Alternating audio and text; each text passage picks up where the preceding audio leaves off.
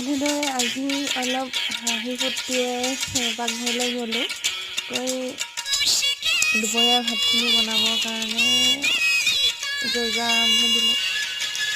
আচলতে গাটো মোৰ বেয়া, কিন্তু মনটো অলপ ভাল কৰি ল'লোঁ।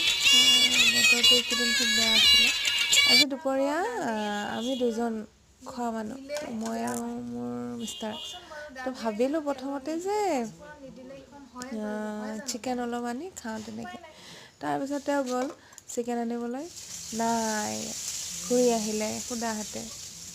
এতিয়া আৰু উপায় নাই, দালিকণে বনাইছোঁ, চব্জি অলপ বনালোঁ, বিলাহীৰ টক বনালোঁ, এনেকৈ দুপৰীয়াটো হ'ল আৰু। তো সেই বনোৱাৰ ভিডিঅ'টো বনালোঁ, কাৰণ কিয় আজি তেওঁ বহুত দিনৰ মূৰত ঘৰত আছে। অলপমান দুয়োজনে মনটো ভাল কৰি কামখিনি কৰিলোঁ আৰু। খুব বেয়া লাগে নহ'লে মনটো, অকলে অকলে কাম কৰোঁ সদায়। আজি তেওঁ আছে যিহেতু, সেইকাৰণে অলপ ফূৰ্তিত কামখিনি কৰিলোঁ। ফূৰ্তিত বনালে হেনো সোৱাদো হয়, কিন্তু নাই, মই তেনেকৈ সোৱাদ বনাব পৰা নাই।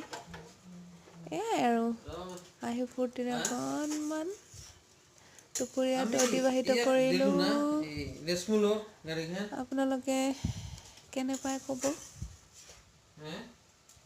মানুহ আচলতে এনেকৈ পজিটিভ হৈ থাকিব লাগে, মইহে নিগেটিভ।